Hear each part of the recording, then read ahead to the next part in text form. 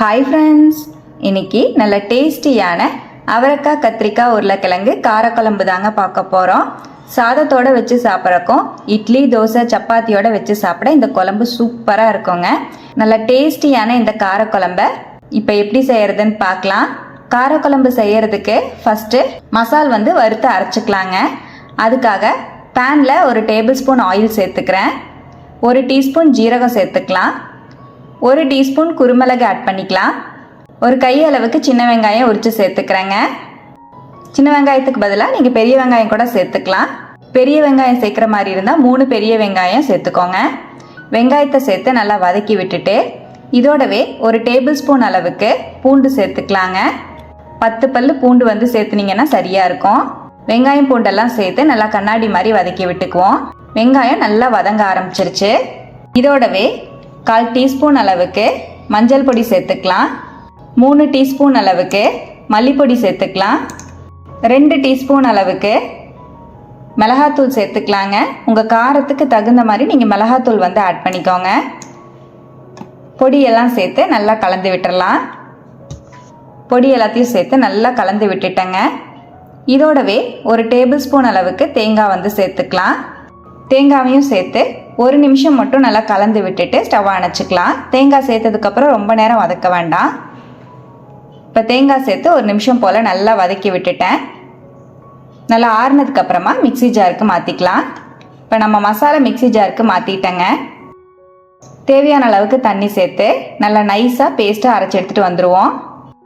இப்போ பாருங்கள், நம்ம மசால் ரெடி ஆயிடுச்சு. இப்போ நம்ம குழம்பு ரெடி பண்ணிக்கலாம்.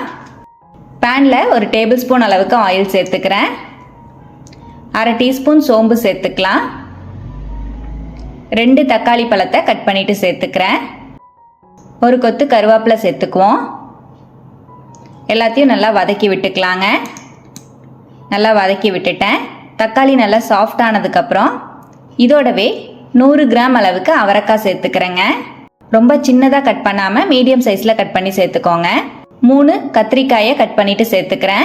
2 உருளைக்கிழங்க கட் பண்ணிவிட்டு சேர்த்துக்கலாம். காய்க்கு தேவையான அளவுக்கு 1 டீஸ்பூன் அளவுக்கு உப்பு சேர்த்துக்கிறேங்க. 1/4 டீஸ்பூன் மஞ்சப்பொடி சேர்த்துக்கலாம். காய் வேகிறதுக்கு தேவையான அளவுக்கு தண்ணி சேர்த்துக்குவோம். நான் ஒரு 1/4 கப் அளவுக்கு தண்ணி சேர்த்துக்கிறேன். நல்லா கலந்து விட்டுட்டு மீடியம் ஃப்ளேம்லேயே ஒரு 10 நிமிஷத்துக்கு அப்படியே மூடி வச்சிடலாம். ஒரு 7லேருந்து 8 நிமிஷம் போல் அப்படியே நான் மூடி வச்சுருந்தேங்க. காயெல்லாம் நல்லா சாஃப்ட் ஆகிடுச்சு. இதோடவே நம்ம அரைச்சி வச்சுருக்கிற மசாலா சேர்த்துக்கலாம். மசாலையும் சேர்த்து நல்லா கலந்து விட்டுருவோம். இதோட ஒரு லெமன் சைஸ் அளவுக்கு புளியை கரைச்சி வச்சுருக்கேங்க, அதையும் சேர்த்துக்கலாம். புளிப்பு உங்கள் தேவைக்கான அளவுக்கு நீங்கள் சேர்த்துக்கலாம். நம்ம தக்காளியும் 2 பழம் சேர்த்துருக்கோம், அதனால் புளிப்பு பார்த்துட்டு சேர்த்துக்கோங்க. புளி தண்ணியும் சேர்த்துட்டு மிக்சி ஜாரை அலசி ஒரு 2 கப் அளவுக்கு தண்ணி சேர்த்துக்கிறேன்.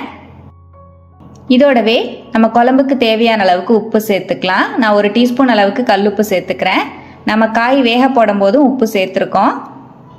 உப்பு சேர்த்து நல்லா கலந்துட்டு குழம்ப நல்லா ஹை ஃப்ளேமில் வச்சு கொதிக்க வச்சுக்கலாங்க. ஒரு 5 நிமிஷம் போல் குழம்பு நல்லா கொதிச்சிட்ருக்கு. இதோடவே 1 டீஸ்பூன் அளவுக்கு சாம்பார் பொடி சேர்த்துக்கலாங்க. கடைசியாக நம்ம சாம்பார் பொடி சேர்க்குறனால காரக்குழம்பு ரொம்ப டேஸ்ட்டாக இருக்கும். சாம்பார் பொடியும் சேர்த்து நல்லா கலந்து விட்டுறேன். மீடியம் ஃப்ளேம்லேயே வச்சு ஒரு 3 நிமிஷம் போல் அப்படியே கொதிக்க விட்டுக்கலாம். இப்போ பாருங்கள், குழம்பு நல்லா கொதிச்சிட்ருக்கு. நல்லா எண்ணெயெல்லாம் பிரிஞ்சு வந்திருக்கு. இப்போ ஸ்டவ்வை அணைச்சிட்டு 1/2 கை அளவுக்கு மல்லித்தழை சேர்த்துக்கிறேன். 1/2 டீஸ்பூன் அளவுக்கு பெருங்காயப்பொடி சேர்த்துக்கலாம். நல்லா கலந்து விட்டுறலாம். அவ்வளோதான், ரொம்பவே ஈஸியான அவரைக்காய் கத்திரிக்காய் காரக்குழம்பு ரெடி ஆயிடுச்சுங்க. ரொம்ப சூப்பராக இருக்கும். மதியம் லஞ்சுக்கு சாதத்தோடு வச்சு சாப்பிட்றக்கும் தோசை இட்லிக்குமே நீங்கள் வச்சு சாப்பிட்லாம். ரொம்பவே நல்லா இருக்குங்க. கண்டிப்பாக இதே மெத்தடில் அவரைக்காய் கத்திரிக்காய் காரக்குழம்பை நீங்களும் ட்ரை பண்ணி பாருங்கள். ட்ரை பண்ணிவிட்டு எப்படி வந்ததுன்னு மறக்காமல் கமெண்ட்டில் என் கூட ஷேர் பண்ணிக்கோங்க. நம்ம சேனலை இப்போ தான் ஃபஸ்ட் டைம் பார்க்குறீங்கன்னா ப்ளீஸ் சப்ஸ்கிரைப் பண்ணி ஒரு சப்போர்ட் கொடுங்க. லைக் பண்ணி ஷேர் பண்ணி கமெண்ட் பண்ணுங்கள். தேங்க்யூ ஃப்ரெண்ட்ஸ், பாய்.